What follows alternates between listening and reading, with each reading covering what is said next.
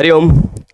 स्वागत है आप सभी का। आज के इस व्याख्यान में हम सभी लोग श्वेताश्वतर उपनिषद पढ़ रहे हैं और श्वेताश्वतर उपनिषद के 3 भागों में 3 अध्यायों को हमने पढ़ लिया। चौथे भाग में चौथे अध्याय को पढ़ने का पूरा प्रयास करेंगे। इसमें कुल 22 मंत्र हैं और उन 22 मंत्रों को शब्दशः सरल शब्दों में अर्थ समझते हुए यह प्रयास करेंगे कि इसके कुछ प्रमुख मंत्रों को जाना जाए और प्रायः सभी मंत्रों को अर्थ सहित एक बार सुना जाए। तो उसमें पहला मंत्र है य एको वर्णो बहुधा शक्ति योगात् वर्णाननेकान् निहितार्थो दधाति विचैति चान्ते विश्वमादौ सदेवः सनो बुद्ध्या शुभया संयुनक्तु। प्रार्थना है, बहुत अच्छी प्रार्थना है। कह रहे हैं कि यह एकहा, जो कितने हैं? कितने हैं? एक ही है ना। अच्छा, किस कलर के हैं वो? करिया है कि गोरे हैं कि नीले हैं, पीले हैं, कैसे हैं? तो कहते हैं अवर्ण है, बिना किसी वर्ण के हैं। और बहुधा शक्ति योगात, फिर भी बहुत सारे अपनी शक्तियों के योग से, अपनी विविध शक्तियों के द्वारा वर्णान अनेकान निहितार्थो दधाति, वह एक हैं, अवर्ण है पर अनेक वर्णों को उत्पन्न करते हैं। उनमें कोई वर्ण नहीं है पर वह अनेक वर्णों को उत्पन्न कर सकते हैं अपने शक्ति योगाद, क्योंकि उनमें वह शक्ति है।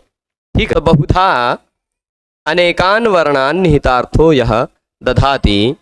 और फिर क्या कहते हैं कि विच एति, विच एति में च है, एति के साथ जुड़ा है, वी एति, वी एति, ये ऐसा तोड़ के रखिएगा। वी उपसर्ग है, एति क्रिया है। जब कभी भी वैदिक वाक्यों में, वैदिक साहित्य में उपसर्ग को क्रिया से अलग करके लिखा जाए, वहाँ आपको उपसर्ग को क्रिया के साथ जोड़कर अर्थ लेना होता है। तो यहाँ वी चैति में वी एति च, वी एति च ऐसा अर्थ लेंगे, व्येति च, मतलब वह अनेक वर्णों को उत्पन्न करते हैं, ये बात हो गई। वर्णान अनेकान निहितार्थो दधाति। अच्छा, अनेकान वर्णान दधाति, अनेक वर्णों को वह दधाति यानी धारण कर लेते हैं, धारण कर लेते हैं। वह एक है, अवर्ण है, लेकिन फिर भी अनेक वर्णों को धारण कर लेते हैं निहितार्थ होकर। और फिर क्या कहते हैं? अन्ते च व्येति च, और अंत में विलीन भी कर लेते हैं या विलीन भी हो जाते हैं। अनेक रंगों को धारण भी करते हैं और विलीन भी कर लेते हैं उनमें, अपने आप में उस या विलीन हो जाते हैं, ऐसा भी ले सकते हैं। विचैति विश्वम आदौ सदेवः, सदेवः वही देव, वही परमात्मा जो विश्व को उत्पन्न करते हैं अनेक वर्णों के रूप में।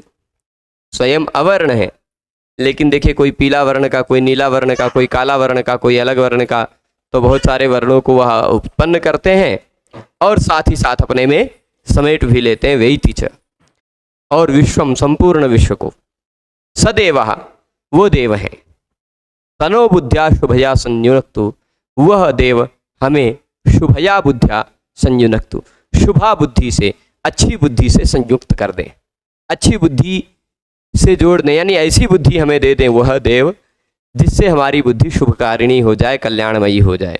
ठीक, ये पहले मंत्र में शुभा बुद्धि से युक्त करने के लिए एक ऐसी प्रार्थना की गई। फिर तदेवाग्निस्तदादित्यः तद्वायुस्तदु चंद्रमाः तदेव शुक्रम तद्ब्रह्म तदापस्तत्प्रजापतिः। तदेवाग्नि तदादित्यः, वही अग्नि है, वही आदित्य है, वही वायु है, वही चंद्रमा भी है। ठीक, तो तदेवाग्नि वही अग्नि, तद, और फिर क्या कहा? तदादित्य वही आदित्य, तद वायु वही वायु, तद उ चंद्रमा वही चंद्रमा है, तदेव शुक्रम वही शुक्र भी हैं। शुक्र यानी जितने अन्य नक्षत्र हैं प्रकाश तेज से युक्त, तेज से युक्त, वो सब कुछ वही हैं। तद ब्रह्म वही ब्रह्म भी हैं, तदापह वही जल भी हैं, तद प्रजापति वही प्रजापति भी हैं। एक ही मंत्र में बता दिया वही ये हैं, वही ये हैं, वही ये हैं, सब सब वही हैं, ऐसा कह दिया। ठीक है। इसके बाद हाँ आगे देखिएगा, त्वं स्त्री त्वं पुमानसि त्वं कुमार उत वा कुमारी त्वं जीर्णो दण्डेन वञ्चसि त्वं जातो भवसि विश्वतो मुखः। त्वं स्त्री त्वं पुमानसि, तुम स्त्री हो तुम पुरुष हो, वही परमात्मा ही, तुम ही स्त्री हो तुम ही पुरुष हो, और तुम ही कुमार हो तुम ही कुमारी हो, उतवा कुमारी, तुम कुमार उतवा कुमारी, तुम कुमार ही हो और अथवा कुमारी भी तुम ही हो। तुम जीर्ण दंडेन वंचसी, तुम जीर्ण हो तुम ही बूढ़े भी हो जो दंडे से चलते हैं, दंडे के सहारे, दंडेन वंचसी यानी दंडे के सहारे, वंचसी यानी चलता है, चलते हो। तुम ही बूढ़े भी हो जो डंडे के सहारे चलते हो, तुम ही कुमार भी हो तुम ही कुमारी हो, तुम ही पुरुष हो तुम ही स्त्री हो, और तुम जातो भवसि विश्वतो मुखः, तुम विश्वतो मुखः जातो भवसि, तुम सब तरफ सब ओर मुख वाले होकर रहते हो, सब ओर मुख वाले हो जाते हो, विश्वतो मुखः भवसि तुम।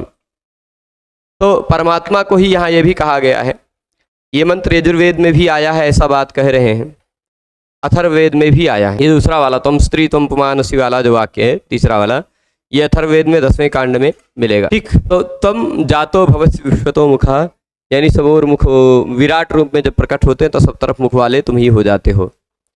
नीलः पतंगो हरितो लोहिताक्षस्तडिद्गर्भः ऋतवः समुद्राः अनादिमत्वं विभुत्वेन वर्तसे यतो जातानि भुवनानि विश्वा। क्या करे, नीलः पतंगो हरितो लोहिताक्षः, तुम से पहले वाक्य से तुम आ जाएगा संबद्ध होकर, तुम ही नीले हो तुम ही पतंग हो, तुम ही हरित वर्ण के हो, पतंग यानी सूर्य के वर्ण का, हरित वर्ण के हरे रंग के हो, लोहिताक्ष लाल आंखों वाले हो तुम ही, तड़ित गर्भ यानी बिजली को जो अपने गर्भ में रखता है ऐसा तड़ित गर्भ कौन है, मेघ, तुम ही मेघ भी हो, ऋतवः तुम ही ऋतुओं के रूप में हो, समुद्राः तुम ही समुद्र हो, अनादिम अनादिमत्वं विभुत्वेन वर्तसे, अनादिमत त्वम, त्वम यहाँ मत्वम जो लिखा है वहाँ त्वम शब्द है, तो त्वम नीलाः त्वम पतंगाः त्वम हरितः त्वम लोहिताक्षाः त्वम तड़ित गर्भाः त्वम ऋतवः त्वम समुद्राः, ऐसे सब कह सकते हैं,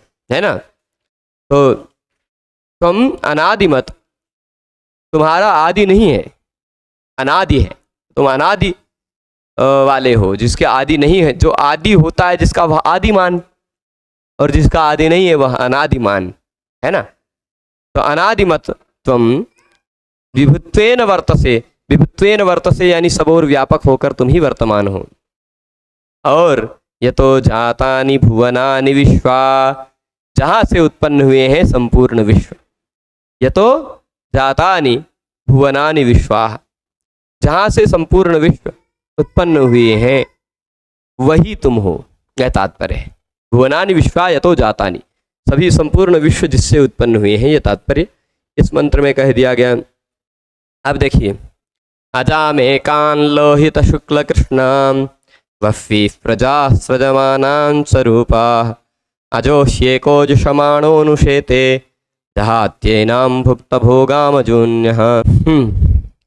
अजाम एकाम, इस श्रुति से माया एक है ऐसा सिद्ध किया है वेदांत सार में, ठीक है। तो अजाम एकाम यानी अजा है, अजन्मा है, अनादि प्रकृति है, प्रकृति किसी से उत्पन्न नहीं होती, सांख्य दर्शन के भी सिद्धांत इसमें है, प्रकृति तो अजन्मा है, तो वह अजा है, और कैसी है, एक है, एकाम, प्रकृति कितनी है, एक, अजा है, एका है, और फिर उसके बाद लोहित शुक्ल कृष्णाम, लोहित शुक्ल कृष्णाम यानी लोहित वर्ण के भी है, शुक्ल वर्ण के भी है, कृष्ण वर्ण की भी है, ठीक है, सभी वर्णों की, लोहित शुक्ल कृष्ण सभी वर्ण की है, अजन्मा है, एक ही है वो, अजाम एकाम लोहित शुक्ल कृष्णाम। फिर क्या कह रहे, बह्वी प्रजा सजमानाम, बहुत सारी प्रजाओं को उत्पन्न कर रही है, वह अजा, वह प्रकृति, वह माया,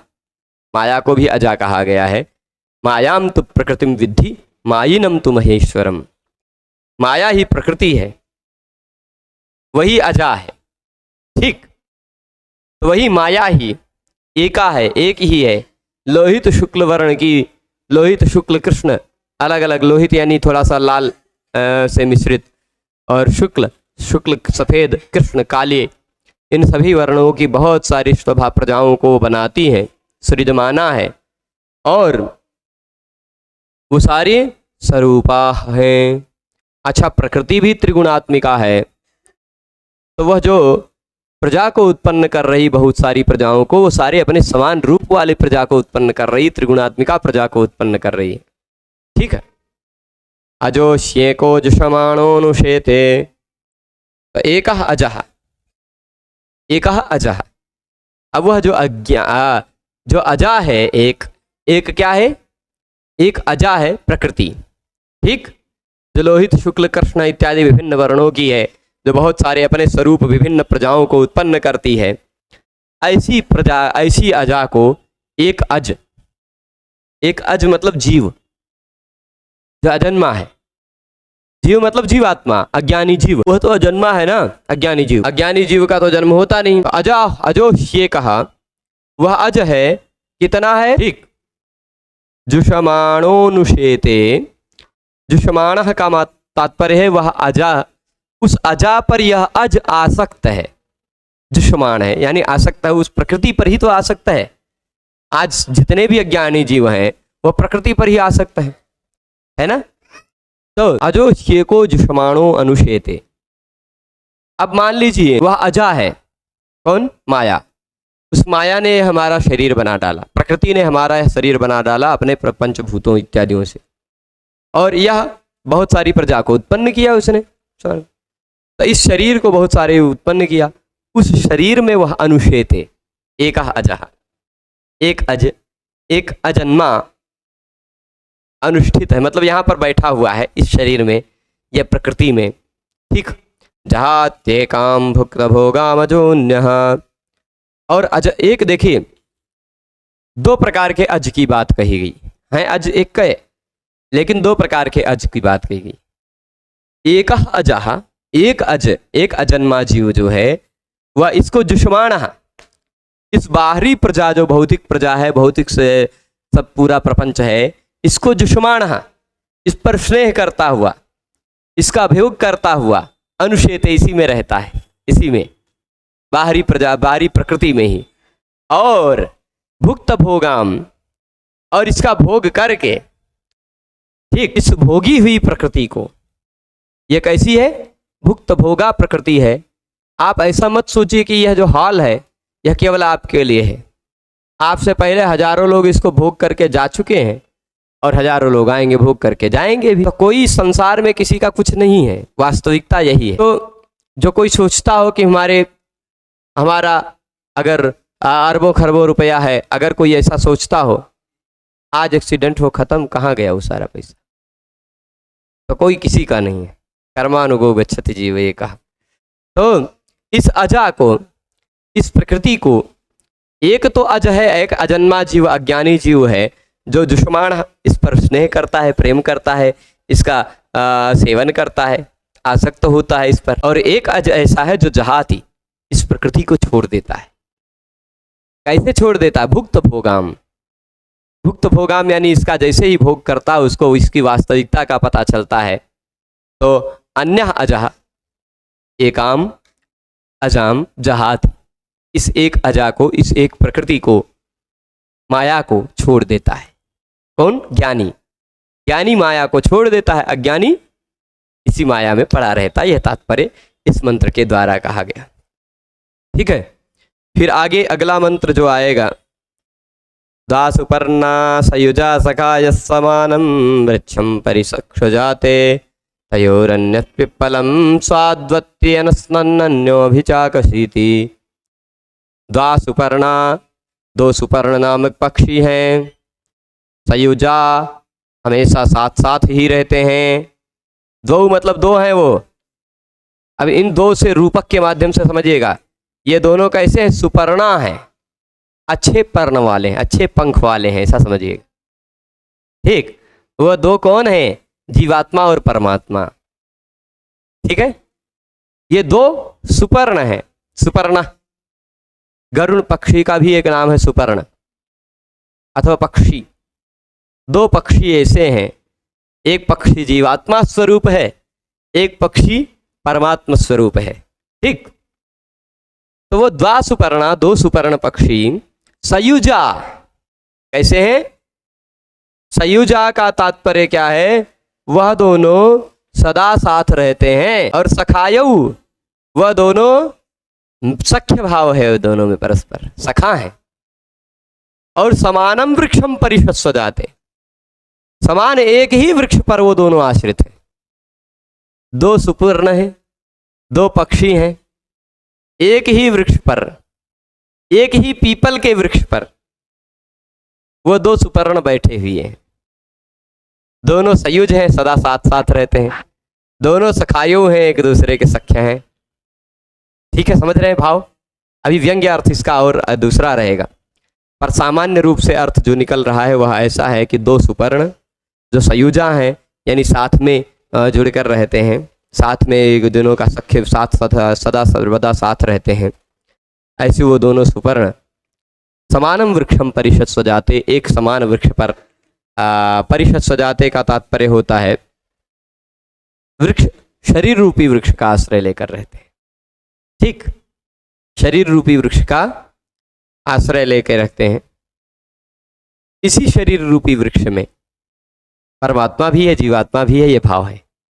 ठीक है, पर वो दोनों जिस पीपल के वृक्ष पर या शरीर रूपी पीपल के वृक्ष पर रहते हैं, उस पीपल के वृक्ष पर प्राप्त होने वाले स्वादिष्ट फल को, तयोर अन्यः पिप्पलम स्वादु अत्ति स्वाद्वत्ति, स्वादु पीपल के फल को उन दोनों में से एक खा रहा है। स्वादिष्ट पीपल के फल को उन दोनों में से कोई एक है खा रहा है।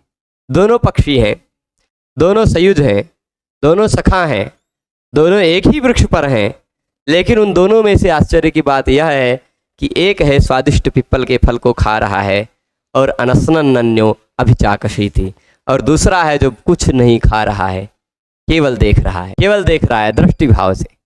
इससे यह आपको समझना है कि परमात्मा हमेशा आपके शरीर में है। आपके शरीर के वृक्ष रूपी, शरीर रूपी पीपल के वृक्ष में जो स्वादिष्ट स्वादिष्ट इंद्रिय रूपी विषय ला ला कर देते हैं फल, बाहरी चीज़ों के, उन फल को जीवात्मा स्वादिष्ट मानता हुआ उसी में लगा रहता है, खाता रहता है, पर परमात्मा उसको देखता रहता है। अनसनन्य, वह है उसी में, पर खाता नहीं कुछ, केवल अभिचाकशीति, केवल देखता है। ठीक है, अब फिर इसके बाद समाने वृक्षे पुरुषो निमग्नो निशया सोचति मुह्यमानः जुष्टम यदा पश्यत्यन्नमीशमस्य महिमानमिति वीतशोकः। समाने वृक्षे, समान वृक्ष है कि नहीं? दोनों का वृक्ष अलग अलग थोड़े ना है, एक ही समान वृक्ष में है। पुरुषो निमग्नः, वो पुरुष है, वो उसी वृक्ष में डूबा हुआ है, आसक्ति में डूबा हुआ है। निमग्न होना मतलब डूब जाना, खोजा हुआ है, डूबा हुआ है उसी आसक्ति में, उसी प्रकृति में, उसी माया में। और क्या? मुह्यमानः, वो मुग्ध है, मोहित है, मूढ़मति वाला है। मुह्यमानः मतलब मूढ़ता के कारण।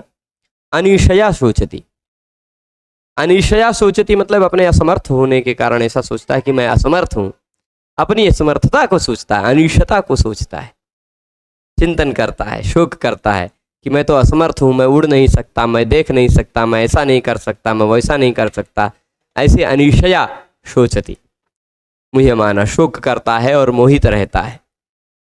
और जुष्टम यदा पश्यत्यन्यमीशम, और जब उसी समान वृक्ष पर जब देख लेता है दूसरे पक्षी को, यानी अपने ईश्वर को देख लेता, अपनी परमात्मा को देख लेता है, तब अस्य महिमानमिति वीतशोकः, तो समझ जाता है यह संपूर्ण प्रपंच, संपूर्ण संसार, हम इत्यादि सब कुछ उसी की महिमा है। इति वीतशोकः, इस तरह से वह वीत शोक हो जाता है, सारा शोक उसका समाप्त हो जाता है। ठीक है, अस्य महिमानम इति वीत, अस्य महिमानम यदा पश्यति, इसके महिमा को जब देख लेता है तो फिर वह वीत शोक हो जाता है। फिर इसके बाद ऋचो अक्षरे परमे व्योमन् यस्मिन् देवा अधिविश्वे निषेदुः यस्तन्न वेद किमृचा करिष्यति ययि तद् तयि में समासते ऋचो अक्षरे परमे व्योमन। परमे व्योमन, परम व्योम में। परमे व्योमन का तात्पर्य क्या है? परम आकाश में, परम धाम में।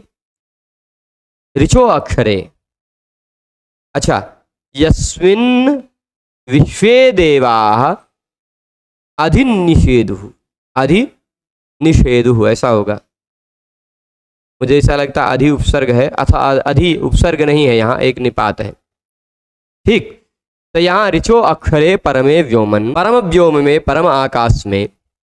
ऋचा अक्षरे, ऋचा अक्षरे मतलब संपूर्ण वेद जिसमें स्थित है। ऐसे अक्षरे, ऋचा मतलब ऋचाएं, ऋग्वेद इत्यादि जिसमें स्थित हैं। ऐसे अक्षरे परमे व्योमन, कैसा व्योम है? वह अक्षर है, परम व्योम है, परम आकाश है, परम लोक है, जिसका कभी क्षरण नहीं होता, जो कभी क्षरण नहीं होता।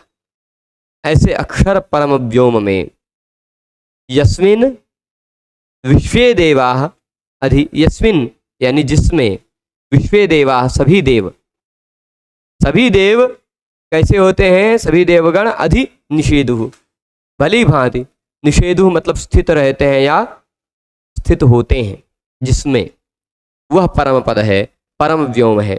यस्तम न वेद किम ऋचा करिष्यति, जो व्यक्ति उसको नहीं जानता, उस व्यक्ति के लिए वेदों के द्वारा क्या होगा? वेद भला उसका क्या करेगा? किम ऋचा करिष्यति, है ना? क्या वेद इसे करेगा? वेदों के द्वारा क्या वह करेगा? किम ऋचा सह करिष्यति, ऐसा तात्पर्य। ऋचा यानी ऋचा के द्वारा, वेद के द्वारा भला वह क्या करेगा जो उस परम व्योम में अधिष्ठित उस तत्व को नहीं जान पाता। ठीक, यही तद्विदुस तयि में समासते, और यह इत, और जो, इत मतलब होता है यहाँ परंतु, किंतु, यह तद्विदुः जो उसको जान जाते हैं, तयि में समासते वही लोग भली भांति उसमें स्थित होते हैं। तयि में वही लोग समासते भली भांति उसमें संस्थित हो जाते हैं, संस्थान पा जाते हैं, स्थान पा जाते हैं। फिर इसके बाद छंदांसि यज्ञा क्रतव व्रतानि भूतं भव्यं यच्च वेदा वदन्ति अस्मान् मायी सृजते विश्वमेतत् तस्मिंश्चान्यो मायया सन्निरुद्धः। छंदांसि यज्ञाः, छंदांसि यानी होता है छंद, यज्ञाः यानी यज्ञ, क्रतवो यज्ञ, क्रतु ही होता है, ज्योतिषोम इत्यादि विशेष यज्ञों को क्रतु कहा जाता है। व्रतानि विभिन्न जो व्रत किए जाते हैं वो व्रत, भूतम भव्यम जो भूत हो चुका है घटनाएं, ठीक, भूतम यानी जो घटनाएं भूतकाल में हो चुकी हैं, भव्यम यानी भविष्य काल की जो घटना है, वो सब कुछ यच्च वेदाः वदन्ति, और जो कुछ भी वेद बोलते हैं, भूत भविष्य इत्यादि के विषय में जो कुछ भी वेद बोलते हैं, छंद के विषय में बोलते हैं, यज्ञ के विषय में बोलते हैं, क्रतु के विषय में बोलते हैं, व्रतों के विषय में बोलते हैं, जो कुछ भी वेद बोलते हैं वो क्या है? अस्मान मायी सृजते विश्वमेतत्, अस्मात् मायी, मायी यानी वह मायापति है। ठीक, तो वह क्या करते हैं? मायी, वह अस्मात् इसी से सृजते, सब सृष्टि करते हैं, उत्पन्न करते हैं। विश्वमेतत्, वह अभी पहले प्रकृति इत्यादि जो बताया गया उसी से सब कुछ सृष्टि करते हैं वो मायी, मायापति। विश्वमेतत्, माया के द्वारा ही वह संपूर्ण इस विश्व को सृष्टि करते हैं। तस्मिंश्चान्यो मायया सन्निरुद्धः, और अन्य जीवात्मा जब वह मायी, मायापति परमात्मा संपूर्ण जगत को सृष्टि करते हैं तो उसमें अन्य जो दूसरा वाला जो है ना, जो खा पी रहा है वो जीवात्मा अज्ञानी, वह मायया सन्निरुद्धः, माया के द्वारा भली भांति बंधा हुआ है, माया के बंधन में बंधा हुआ है। ठीक है, अब जो मैं श्लोक बोल रहा था, मायाम तु प्रकृतिम विद्धि, वो यहीं का है, मुझे याद नहीं आ रहा था, बोल रहा था मैंने, दो तीन बार बोला है। मायाम तु प्रकृतिम विद्धि मायिनं तु महेश्वरम तस्यावयव भूतैस्तु व्याप्तम सर्वमिदं जगत्। माया ही प्रकृति है। प्रकृति कौन है? माया। और महेश्वर कौन है? मायी। वही परमात्मा मायी है। मायी मतलब मायापति। जो महेश्वर है, जो परमेश्वर है, वही मायी है, यानी मायापति है, और माया उन्हीं की प्रकृति है, और उसी प्रकृति से यह संपूर्ण संसार उत्पन्न होता है। उसी माया से संपूर्ण संसार उत्पन्न होता है। तस्यावयवभूतैस्तु, तस्य मतलब उसी मायी परमेश्वर के अवयवभूत अंगभूत कार्य कारण से यह व्याप्तम सर्वमिदम जगत, उसके अवयवों से, उसके शारीरिक अवयवों से ही यह संपूर्ण जगत व्याप्त है, संपूर्ण संसार उसी में सिमटा हुआ है। ठीक, व्याप्तम सर्वमिदम जगत। फिर इसके बाद देखिएगा, यो योनिम अधितिष्ठत्येको यस्मिन्निदं सच विचैति चै सर्वं अमीशानं वरदं देवमीड्यं निचायेमां शान्तिमत्यन्तमेति। यो योनिम योनिमध्यतिष्ठति एकः, यो एकः, जो एक ही है। कैसा है? यह एकः, जो एक ही है ना, एकः योनिम अधितिष्ठति, प्रत्येक योनियों में वही अधिष्ठित है। ठीक है, प्रत्येक योनियों के अधिष्ठाता वही हैं, सभी योनियों के। और यस्मिन निदम, और जिसमें, यस्मिन मतलब जिसमें, इदम सर्वम सच विचयति, और जिसमें यह सब कुछ विलीन होता है अंत समय में, प्रलय काल में। इदम सच, यह जो कुछ भी तत्व दिखाई पड़ रहा है और वह परम लोक के भी जो जितने भी तत्व दिखाई पड़ रहे हैं वह जिसमें विलीन हो जाते हैं। तमीशानम वरदम देवमीड्यम, तम उस ईशानम ईश्वर को, जो वरद हैं, वर देने वाले हैं, देव हैं, ईड्य है। देव का मतलब देव तो हैं, ये वो तो पता ही है। ईड्य मतलब स्तुत्य है, स्तुति करने योग्य है। उनको निचाय, उनको तत्वतः चयन करके, तत्वतः जान करके, एमाम उस तत्व को, शांति अत्यंतमेति, अत्यंत शांति को प्राप्त करता है। उसका चयन करके शांति अत्यंतमेति यानी अत्यधिक शांति को प्राप्त करता है। ठीक है, फिर आगे क्या कहेंगे, यो देवानां प्रभवश्चोद्भवश्च विश्वाधिपो रुद्रो महर्षिः हिरण्यगर्भः पश्यत जायमानं सनो बुद्ध्या शुभया संयुनक्तो। बहुत अच्छी प्रार्थना ये भी। यो देवानां प्रभवश्च उद्भवश्च, जो सभी देवताओं के प्रभव हैं यानी उत्पत्ति स्थान है और उद्भव भी हैं, उनको बढ़ाने वाले हैं। ठीक, सभी देवताओं को उत्पन्न भी करते हैं, सभी देवताओं को बढ़ाते भी हैं। विश्वाधिपः, विश्व के अधिपति हैं। रुद्र हैं, महर्षि हैं। ये वाक्य आ चुका है संभवतः इसी वाक्य, इसी उपनिषद में एक बार और आ चुका। हिरण्यगर्भम पश्यत जायमानम, यहाँ हिरण्यगर्भम जनयामास पूर्वम, इससे पहले आया था, है ना। हिरण्यगर्भम पश्यत जायमानम सनो बुद्ध्या हिरण्यगर्भम यानी हिरण्यगर्भ को जिसने उत्पन्न होते हुए देखा था। हिरण्यगर्भ यानी ब्रह्मा को उत्पन्न होते हुए जिसने देखा था, वह तत्व, वह परमात्मा तत्व। सनो बुद्ध्या शुभया संयुनक्तु, वह परम तत्व न हमको शुभया बुद्ध्या, शुभ बुद्धि से, संयुनक्तु संयुक्त करें, जोड़ दें। हमको अच्छी बुद्धि से संयुक्त करें, हमको अच्छी बुद्धि से जोड़ें, यह तात्पर्य। फिर इसके बाद आगे देखिएगा, 12 मंत्र हो ही गए हैं। यो देवानामधिपो यस्मिल्लोकाधिष्ठिता यैषे अस्य द्विपदश्चतुष्पदः कस्मै देवाय हविषा विधेम। ये कह रहे हैं, यो देवानाम अधिपो यस्मिन् लोका अधिष्ठिता, जो देवताओं के भी अधिपति हैं। बात हो गई। यो देवानाम प्रभवश्च उद्भवश्च विश्वाधिपो, तो यो देवानाम अधिपो मतलब जो देवताओं के अधिप हैं। यस्मिन् लोका अधिष्ठिता, और जिसमें सारे लोग अधिष्ठित हैं, सारे के सारे लोग जिसमें अधिष्ठित हैं। और यईशे अस्य द्विपदश्चतुष्पदः, जो इस 2 पैर वाले और 4 पैर वाले सभी प्रकार के प्रजातियों के ईशे ईश्वर हैं, स्वामी हैं, है ना, शासन करते हैं। द्विपद और चतुष्पद प्रजातियों पर, सब पर जो शासन करते हैं, ऐसे कस्मै देवाय हविषा विधेम, उस का संज्ञक प्रजापति देवता अथवा परमेश्वर को हविषा विधेम, हविष्य के द्वारा श्रद्धापूर्वक हविष्य समर्पण करते हैं। यह तात्पर्य, हविषा विधेम, हविष्य समर्पण कर रहे हैं श्रद्धापूर्वक। इसके बाद सूक्ष्माति सूक्ष्मं कलिलस्य मध्ये विश्वस्य स्रष्टारमनेकरूपं विश्वस्यैकं परिवेष्टितारं ज्ञात्वा शिवं शान्तिमत्यन्तमेति। ये स्टार लगा है मतलब कुछ बात और भी है। वो यही नीचे लिखा हुआ है। यह उपनिषद यह मंत्र इसी उपनिषद में 5:13 में भी आया है। यानी इस मंत्र को हम कल भी 5वें अध्याय को पढ़ते हुए भी पढ़ेंगे।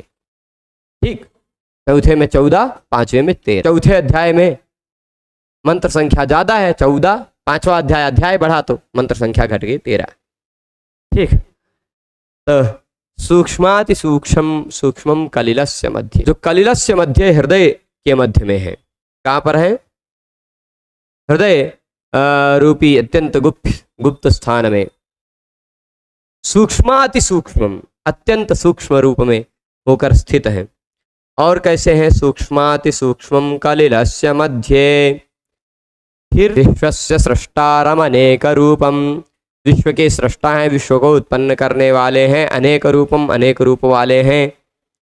ठीक है, और विश्वस्यैकम परिवेष्टितारम, वह एक ही हैं, अकेले हैं, पर विश्व के परिवेष्टिता हैं, संपूर्ण विश्व को सब ओर से घेर कर रखे हैं, व्याप्त करके रखे हैं। ज्ञात्वा शिवम शांतिमत्यंतमेति, ऐसे शिव तत्व को जान करके अत्यंतम शांतिमेति, अत्यंत शांति को प्राप्त करते हैं।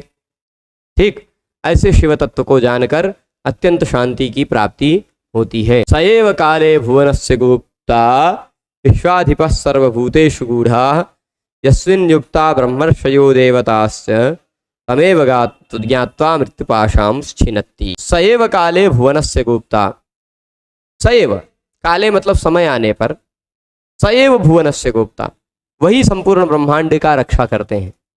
जब ब्रह्मांड पर संकट का समय आता है या कुछ भी होता है तो समय आने पर वह सएव भुवनस्य गोप्ता, संपूर्ण भुवन के संपूर्ण ब्रह्मांड के सएव गोप्ता, वही रक्षिता है, वही रक्षक है। विश्वाधिपः, ये बार विशेषण बार बार आ रहा है, तो विश्वाधिपः विश्व के अधिपति हैं। सर्वभूतेषु गूढ़ा, सभी प्राणियों में गूढ़ हैं, सभी प्राणियों में रहते हैं, हम में भी हैं, आप में भी हैं। और कैसे हैं? यस्मिन् युक्ता ब्रह्मर्षयो देवताश्च, ब्रह्मर्षिगण और देवतागण भी जिसमें युक्त हैं। तमेवं ज्ञात्वा मृत्युपाशां छिन्नति, उनको इस तरह से जानने के बाद मृत्यु के पाश का छेदन हो जाता है। मृत्युपाशान, मृत्यु के पाशों को, मृत्यु के पास है, बार बार आपको पाश में बांधता है, छोड़ता है, बांधता है, छोड़ता है, बार बार जन्म मरण होता रहता है। तो वह व्यक्ति तमेव ज्ञात्वा, उसी तत्व को जब जान लेता है तो मृत्युपाशान छिन्नति, मृत्यु के पाश का छेदन कर देता है। यानी अब दोबारा उसको जन्म ही नहीं लेना पड़ता, तब मरेगा कैसे, है ना। तो फिर इसके बाद आगे देखते हैं।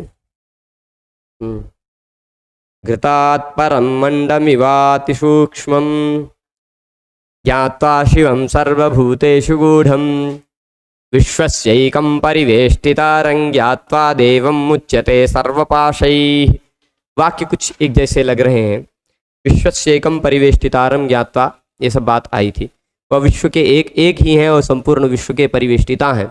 उनको जानने के बाद सभी पाशों से मुक्त हो जाएंगे आप। ये बात दूसरी, तीसरी, चौथी लाइन में कही गई है। ये बात आप पहले भी जान चुके।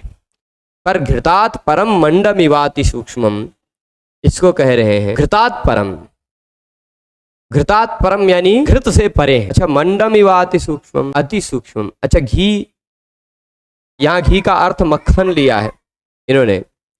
मक्खन के ऊपर मंड, एक चार भाग उसका छोटा सा मक्खन के ऊपर तैरता रहता है, वह ज़्यादा अत्यंत सूक्ष्म रहता है, वो छोटा छोटा रहता है ना। तो घृतात् परम मंडमिवाति सूक्ष्म, मक्खन के ऊपर रहने वाले सार भाग की तरह अत्यंत सूक्ष्म है।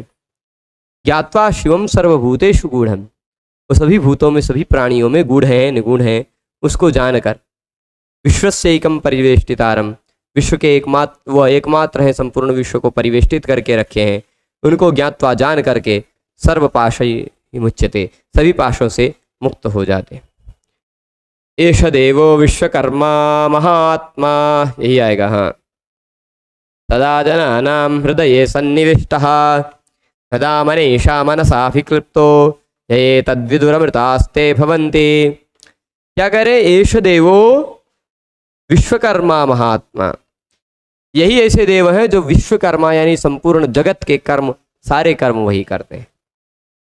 और महात्मा है, महती आत्मा है इनकी, महान आत्मा है। ठीक, महती नहीं, महान। आत्मा शब्द पुल्लिंग है, तो महान शब्द महात्मा। एष देव, ये देव जो है वह क्या है? विश्वकर्मा है, महात्मा है। और क्या है? सदा जनानां हृदये सन्निविष्टः, सदा सर्वदा लोगों के हृदय में सन्निविष्ट हैं। सदा जनानां हृदये सन्निविष्टः, सदा हमेशा जनानां हृदय लोगों के हृदय में सन्निविष्ट हैं। हृदय मनीषा मनसाभिक्लिप्तो, हृदय यानी हृदय से, मनीषा यानी बुद्धि से, मनसा यानी मन से, हृदय से, मन से, बुद्धि से, मन बुद्धि हृदय तीनों लगा के अभिक्लिप्तः, अभिक्लिप्तः मतलब वो ध्यान में लाए जाते हैं इन तीनों से। ये तद्विदुः अमृतास्ते भवन्ति, जो इस तत्व को जान लेते हैं ते अमृताः भवन्ति, वह अमृत हो जाते हैं। ठीक, ये तद्विदुः अमृतास्ते भवन्ति, जो उस तत्व को जान लेते हैं ते अमृताः भवन्ति, यानी वह स्वयं अमरता को प्राप्त कर लेते हैं, अमृत तत्व को प्राप्त कर लेते हैं। ठीक, हृदय से, बुद्धि से या मन से। अच्छा, फिर यदा तमस्तन्न दिवा न रात्रिर्न सन्नसात् न चासञ्चिव एव केवलः, तदक्षरं तत्सवितुर्वरेण्यं प्रज्ञा च तस्मात् प्रविशा प्रसृता पुराणी। यदा तमः, यदा तमस्तन्, यदा अतमः, यदा अतमः, जब अतमः हो जाता है, अतमः यानी अंधकार नहीं रह जाता, अंधकार का अभाव हो जाता। और फिर क्या कहते हैं, तन न दिवा न रात्रि, वो ना तो दिन होता है ना तो रात होता है, रहता नहीं अंधकार, पर वह न तो दिन रहता है ना तो रात रहती है। न दिवा न रात्रि, और न सच्चा न सन न चा सत, वह ना तो सत रहता है ना तो असत रहता है, सदसद्भ्याम अनिर्वचनीय हो जाता है। ना तो आप उसको सत कह सकते हैं ना तो आप उसको असत कह सकते हैं, सत और असत इन सारी उपाधियों से परे हो जाता है। शिव एव केवलः, कल्याणमय ही जब वह केवल हो जाते हैं, शिव एव मतलब कल्याणमय ही हो जाते हैं केवल। तदक्षरम तत्सवितुर्वरेण्यम, तदक्षरम यानी वही अक्षर है, वही सर्वथा अविनाशी है। तत्सवितुर्वरेण्यम का तात्पर्य वही सविता यानी सूर्य भगवान के वरेण्य श्रेष्ठ उपास्य हैं, सूर्य के भी वह उपास्य हैं या सूर्यों में भी श्रेष्ठ हैं, ऐसा भी दो तरह से अर्थ लिया जा सकता है। प्रज्ञा च तस्मात् प्रसृता पुराणी, और सभी पुराणी प्रज्ञा है, जो प्राचीन प्रज्ञाएं हैं वो उसी से प्रसृता। इसीलिए प्रज्ञा के लिए गायत्री की उपासना बताई जाती है। गायत्री की उपासना से धियो यो नः प्रचोदयात् कहते हैं ना, हमारी बुद्धि को प्रेरित करते हैं। प्रज्ञा च तस्मात् प्रसृता पुराणी, सारी प्रज्ञा उसी तत्सवितुर्वरेण्यम से ही आती है ना। इसके बाद देखते हैं, नैनमूर्ध्वन्न चेतिर्यञ्चं न मध्ये परिजग्रभत् न तस्य प्रतिमा अस्ति यस्य नाम महाद्यसः। अब इस श्वेताश्वतर उपनिषद के वाक्य को लेकर एक सिद्धांत इसी को सर्वस्व बताता हुआ बहुत प्रखरता से मुखरता से बोलता, न तस्य प्रतिमा नैनमूर्ध्वं न तिर्यञ्चं न मध्ये परिजग्रभत्। आदेश क्या दे रहे हैं कि एनम इस परमात्मा को न ऊर्ध्वम ऊपर, न तिर्यंचम यानी इधर उधर, और न मध्य, न तो ऊपर न तो इधर उधर न तो न तो मध्य, कहीं भी उसको पकड़ा नहीं जा सकता। परिजग्रभत भली भांति पकड़ा नहीं जा सकता उसको।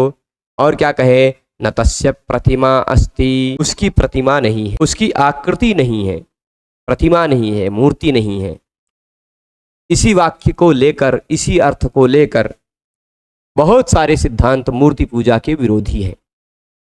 इसी वाक्य के आधार कहते हैं तस्य प्रतिमा नाश। पर परंपरागत व्याख्याकारों ने, आचार्यों ने ब्रह्म को इदमित्थम कह के नहीं बोला जा सकता, वह ऐसा ही है ऐसा कह के नहीं बोला जा सकता। तो न तस्य प्रतिमा अस्ति, इसका केवल वही अर्थ नहीं है जो अर्थ लोग कहते हैं कि उसकी कोई प्रतिमा नहीं है। भाई बहुत सारे उपनिषद के वाक्यों से उसका विरोध भी हो जाएगा इस वाक्य का। हाँ, उसको अशरीरम शरीरेषु सर्व इत्यादि वचनों में सभी में अवस्थित है। और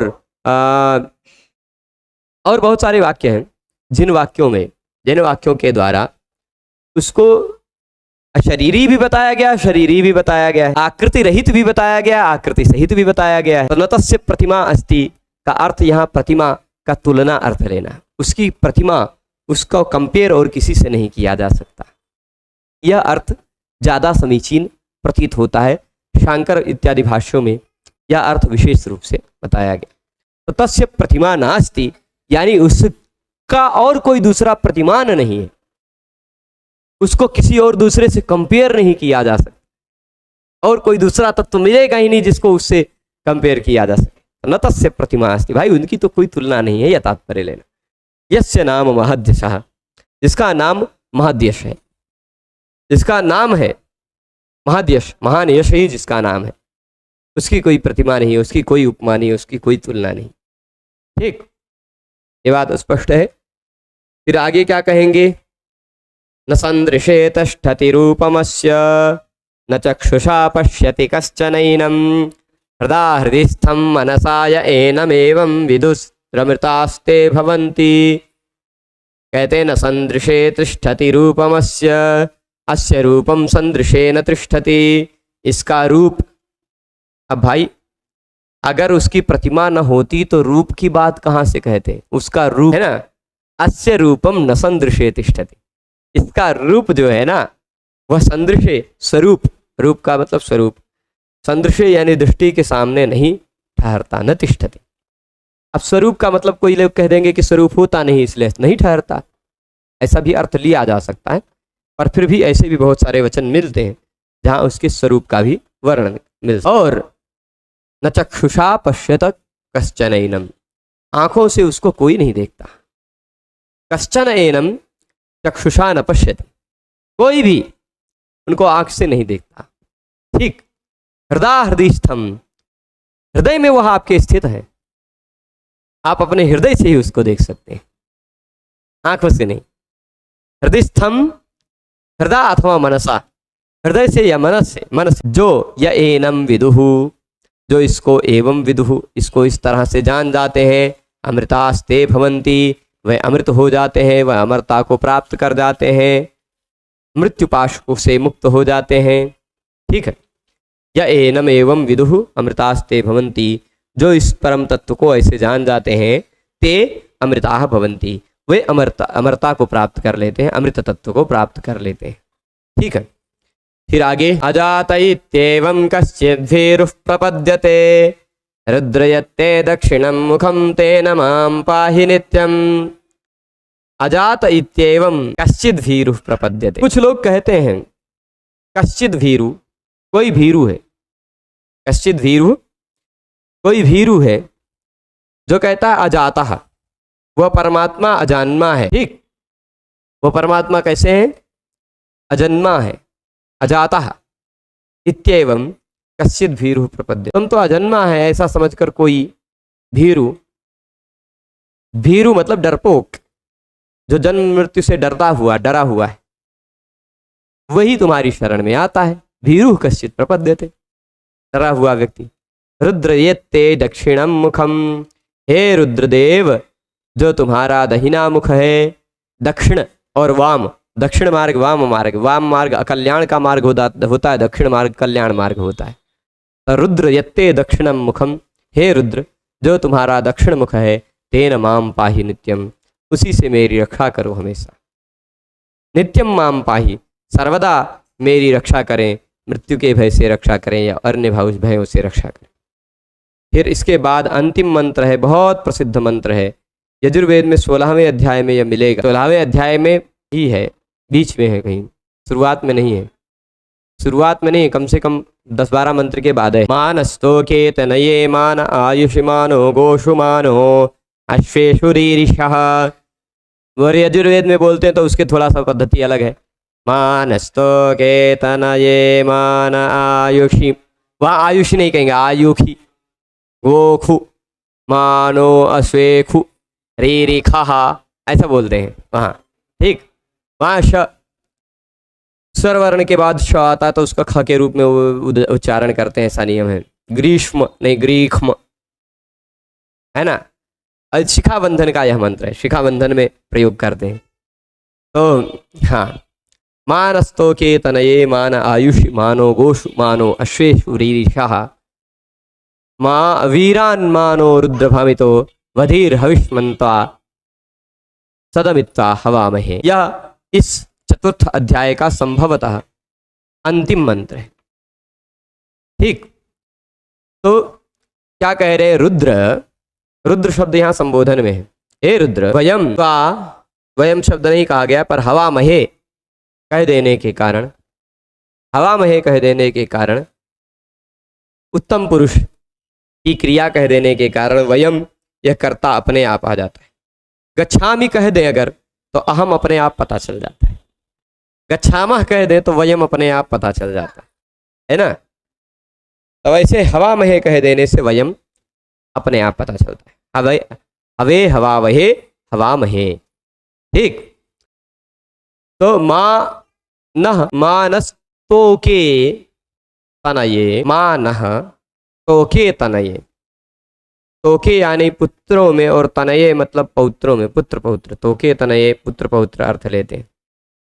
मानस तोके तनये, हमको पुत्र पौत्र इत्यादि में, और मानह आयुषी, हमको आयु में, मानो गोषु गायों में, अश्वेषु अश्वों में, माँ रीरिषा। अच्छा, रीरिषा का मतलब क्षीण मत करना या किसी प्रकार की कोई हानि मत पहुंचाना। रुद्र से ऐसी प्रार्थना कर रहे हैं, हे रुद्र, नह हमारे, तनये पुत्र, और स्तोके पुत्र पौत्र इत्यादि, स्तोके तनये, तोके तनये, ऐसा दोनों अर्थ शब्द है। तो तोक और तनय पुत्र पौत्र इत्यादि जो है उसमें मानह रीरिषा, हमको हानि मत पहुंचाना, कोई क्षीण मत करना, पुत्र पौत्र इत्यादि क्षीण ना हो, हमेशा उसी बने रहे। मान आयुष्य, हमारे आयुष्य में कोई क्षीणता ना आए। और फिर उसके बाद क्या कहेंगे? फिर उसके बाद क्या कहेंगे? मानो गोषु, हमारे गायों में भी कोई हानि मत पहुंचाना। मानो अश्वेषु, हमारे अश्वों में भी कोई हानि मत पहुंचाना। और फिर क्या कहते हैं? वीरिषा मतलब हानि पहुंचाना है।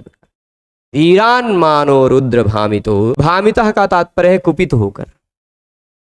भाई काहे नुकसान पहुंचाएंगे? रुद्र भामिता हो जाएंगे, कुपित हो जाएंगे, तभी तो नुकसान पहुंचाएंगे। तो भामिता होकर यानी कुपित होकर, हे रुद्र कुपित होकर, वीरान माँ वधी ही, माँ वधी, हमको मत मारना। वधी ही मतलब मत, हिंसा मत करना। माँ नो वधी ही का तात्पर्य हमारा वध मत करना। वीरान माँ वधी, वीर पुरुषों का भी नाश मत करना, ठीक। माँ नो, हम सबको भी मत मारना, और वीरान वीर पुरुषों को भी मत मारना। भमितः, भामितः मतलब कुपित होकर, हे रुद्र कुपित होकर आप मत मारना। हविष्मन्तः, हविष्मन्तः यानी हवि वाले होकर, हवि वाले होकर यानी हवि से युक्त होकर, हवि संपन्न होकर, हवन सामग्री लेकर, है ना, नाना प्रकार की भेंट सामग्री, हवन सामग्री लेकर। सदम इत यानी सदा सर्वदा, इत तुम्हें ही, वा हवा में, तुम्हारा ही हम हवा में बुलाते रहते हैं। विभिन्न सामग्री लेकर हमेशा तुम्हारा ही स्तुति करते रहते, हवन करते रहते, बुलाते रहते, आवाहन करते रहते हैं। तो हमारा वध इत्यादि मत करना, कोप मत करना, ऐसी प्रार्थना इस अंतिम मंत्र में की गई। तो 22 मंत्रों वाला यह चौथा अध्याय संपन्न हो गया। अब 5वां अध्याय शुरू होगा। द्वय अक्षरे ब्रह्म परे त्वनन्ते विद्या विद्येनीते यत्र गूढ़े क्षरन्त विद्या शमृतं तु विद्या विद्या विद्येईशते यस्तु शून्यः। ये वाले मंत्र से आगे अग्रिम व्याख्यान में कल देखा जाएगा। आज यहीं रोकते हैं। सभी लोग जुड़े रहे उसके लिए सभी को बहुत बहुत धन्यवाद। नमो नमः।